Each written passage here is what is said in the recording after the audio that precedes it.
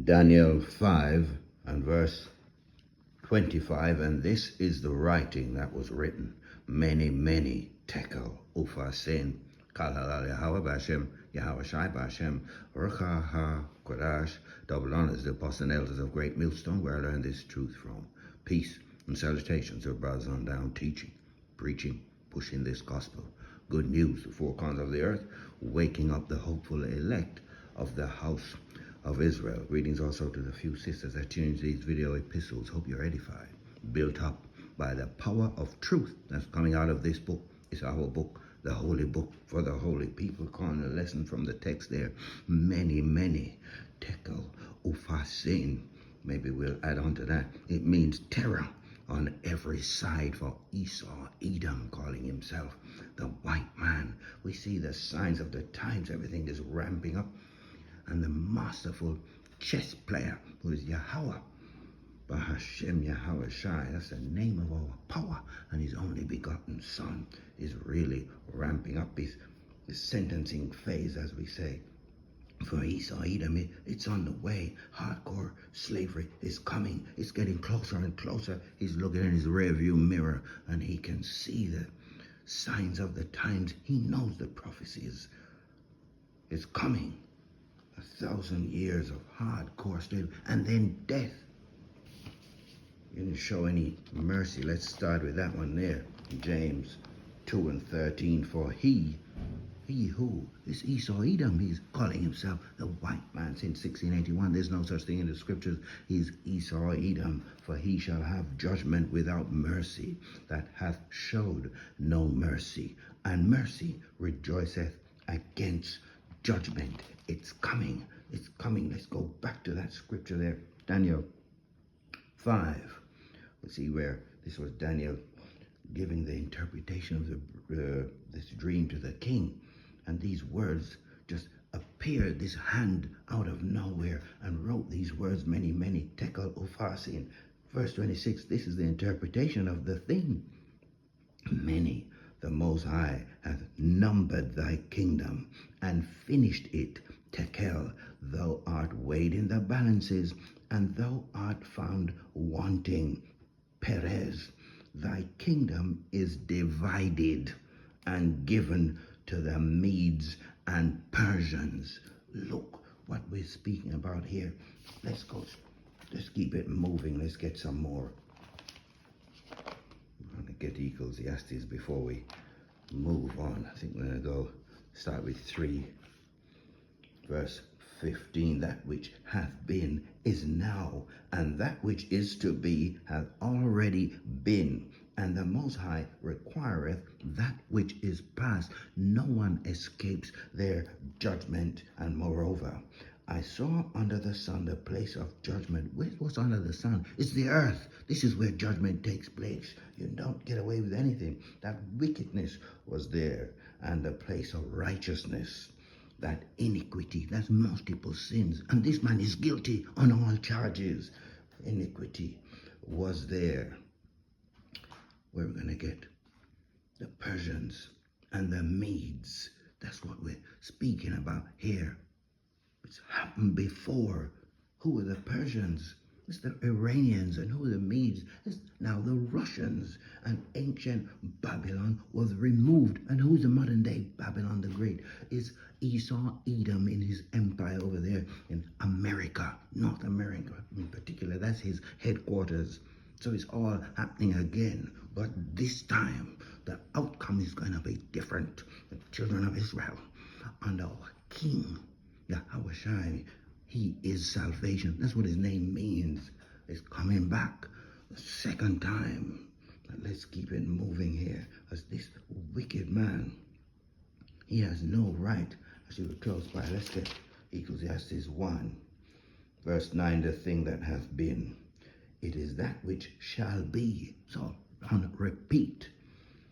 And that which is done is that which shall be done. And there's no new thing under the sun. Is there anything whereof it may be said, see, this is new? No.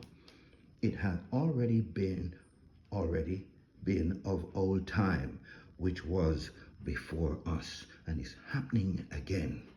This wicked man is about to be removed from power. But we're going to get Sirach 10.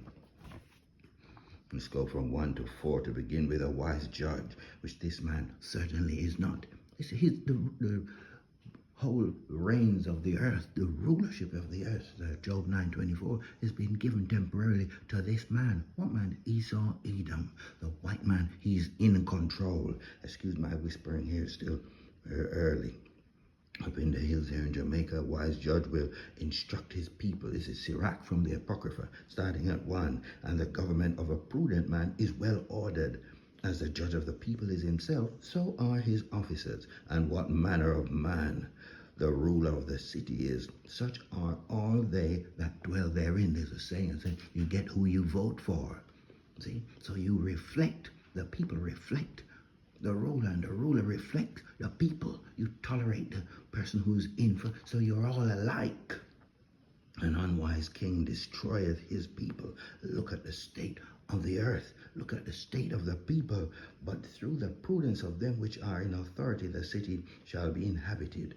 The power, here's the point, the power of the earth is in the hand of the Lord, Yahweh, Bashem Yahweh Shai. And in due time, he will set over it one that is profitable. And this man certainly is not profitable. What man? Esau-Edom, calling himself the white man. Verse 8, because of unrighteous dealings, injuries, and riches got by deceit, the kingdom is translated from one people to another.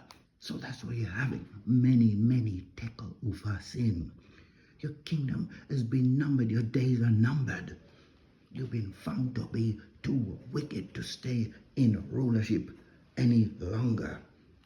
And your time is over. You're going to be removed. You're adverse under the rulership of Satan, Satanos. That's what it means, adverse. What's he adverse to? He's in opposition to righteousness. He can't stay in power any longer. So that's what you're seeing, all of the excitement and activity all about. We're going to go to Psalms, I think. Yeah, let's get the one in Psalms. Love this. From Asaph here. Wonder who that is in the reincarnation. Psalm 50 and 16. But unto the wicked. Malachi 1 and 4 tells who this man is. He is the wicked. Esau-Edom. Unto the wicked the Most High said, what hast thou to do to declare my statutes, or that thou shouldest take my covenant in thy mouth? You're walking around with our book. But you do everything in opposition. You swear in on the book in a court, and then you put this which you shouldn't do anyway, then you cast it behind you. Seeing thou hatest instruction, and castest my words behind thee. You've got your own penal code. What are you doing with our book in your hand? Verse 20, thou sittest and speakest against thy brother. You're supposed to be Jacob's brother, but yet you're seeking to kill him. The most brutal slavery known to man. And you're about to get your recompense. Thou slanderest thine own mother's son. These things hast thou done, and I kept silence. Thou thoughtest that I was altogether such an one as thyself. But I will reprove thee. And what? And set them, Jacob. That's who we are. They're calling us Negroes, Latinos, and Native Americans. We spread to the four corners of the earth. We look like who we look like. But the Most High is saying, I'm going to set them in order before thine eyes. He's doing it now, Lord willing, of that number. I'm going to get one here in Job 30. Let's get one. But no, they that are younger than I have me in derision, whose fathers I would have disdained to have set with the dogs of my flock. Why is Job saying this? Who's he speaking about? Well, this whole chapter is speaking of these people, the Edomites. You don't want them near your dogs. Why? Because they will mate with the dogs. Look at the laws that they're setting up. There's just no words to describe the wickedness of this man. Verse 5, they were driven forth from among men. Speaking of the Edomites, they cried after them as after a thief. This man couldn't stay with other people. That's why he was, well, let's just keep reading, to dwell in the cliffs of the valleys, in the caves of the earth, and in the rocks. That's what called himself the Caucasian. It means cave dweller. They spent 1,000 years. They were put to one side, unable to do all of their wickedness. But since the Renaissance, meaning rebirth of who? Is this man back into power? Around about 13th, 14th century, he came back into power and has been doing all of his deceiving and lying. But then he was among the bushes. They brayed, lost his power of speech. Under the nettles, they were gathered together. They were children of fools, children of base men. They were viler than the earth. That's what they are. Of the 18 nations that were produced from Noah, Shem, Ham, Japheth, and their wives, this man is the basis of the basis of men, the wicked. It is in the scriptures, and yet the Most High. We're going to go at Daniel 17, or 4 and 17, I should say.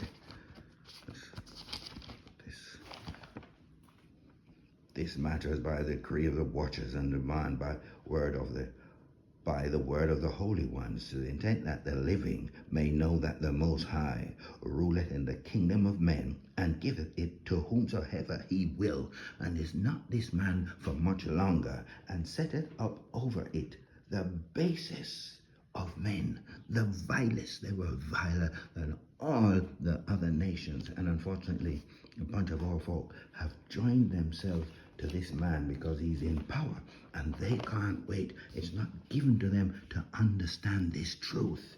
You can't accept it when they hear they want to fight. Let's get Job 18:5. Yea, the light of the wicked shall be put out, and the spark of his fire shall not shine. He's calling himself illuminated because he knows all of the truth, but his truth is darkness. His light is darkness. He's wicked.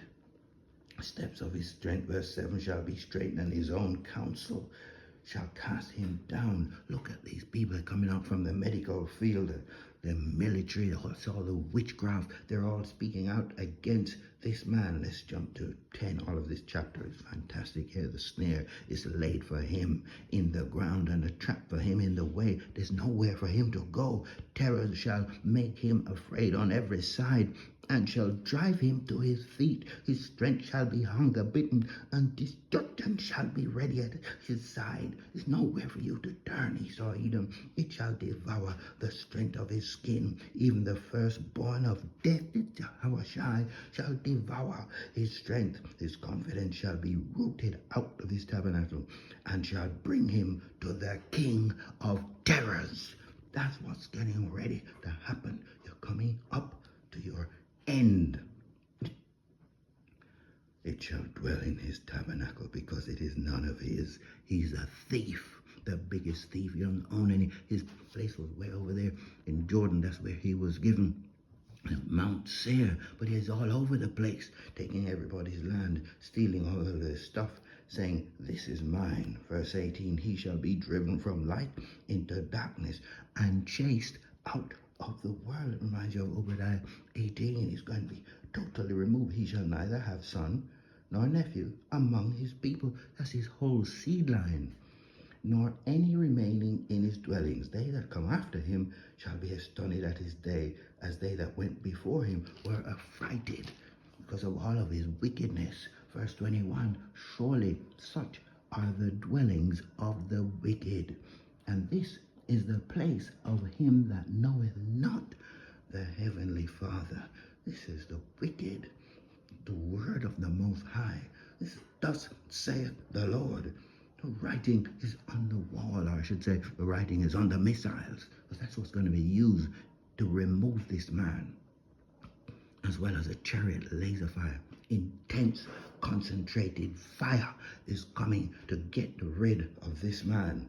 And Russia, the Medes, Persia, the Iranians, as it was before, they're going to be doing again with the whole host, like China, North Korea, etc. Ezekiel 38 tells us that Russia is going to be a god unto the nations, and they are going to lead the charge, so to speak, to dismantle and remove the wicked Esau-Edom, the white man from the power seat. Let's get Isaiah 33 and 16, looking to wind up here. Isaiah 66, I should say. Verse 13. As one whom his mother comforted, so will I comfort you, and ye shall be comforted in Jerusalem.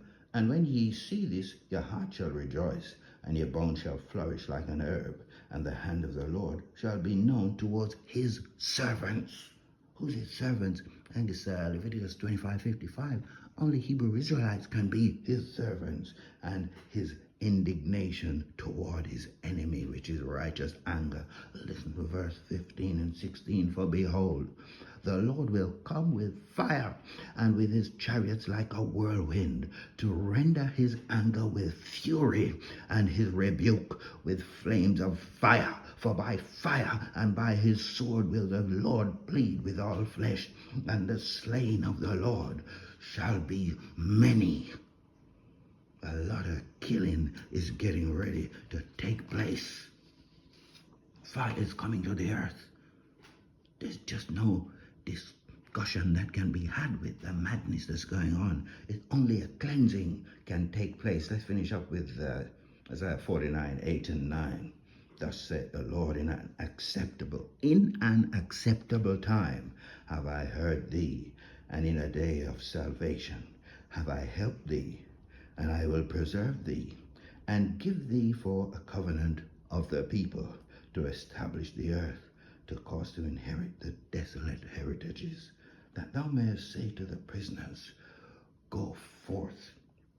To them that are in darkness, show yourselves. They shall feed in the ways, and their pastures shall be in all high places. We're listening to Mene, Tekel, Upharsin. It means terror on every side. For Esau-Edom, Shalom. Until the next lesson.